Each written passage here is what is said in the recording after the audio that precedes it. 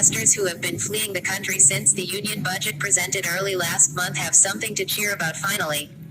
On Wednesday, the Securities and Exchange Board of India, SEBI, based on the recommendations of the HR Con Committee, eased several regulatory restrictions that are likely to make life easier for foreign portfolio investors, FPIs.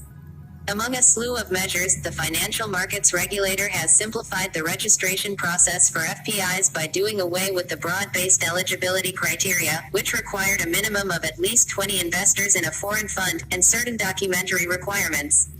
FPIs can now also engage in the off-market sale of their shares with fewer restrictions. Further, SEBI has allowed entities registered at an international financial services center to be automatically classified as FPIs. This might help foreign investors bypass some of the restrictions. Mutual funds with offshore funds too can invest in India as FPIs to avail certain tax benefits now.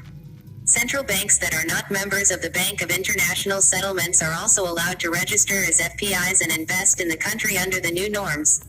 Smart cities, along with other urban development agencies, will now be allowed to issue municipal bonds to raise funds for development. These measures to cut red tape will help lower the regulatory burden on investors, globalize India's financial markets, and aid the growth of the broader economy by increasing access to growth capital. It is not immediately clear whether SEBI's move on Wednesday was motivated by the recent flow of funds out of India's capital markets.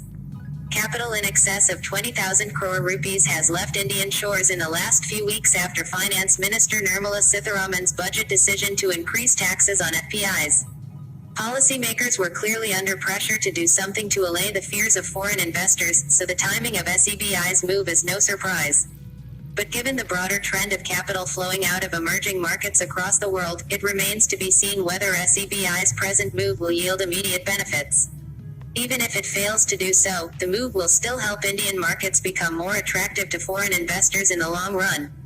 While the steps taken by policymakers to make amends for their previous policy errors are obviously welcome, they should not deflect attention from the larger and persistent issue of overreach by the government against investors.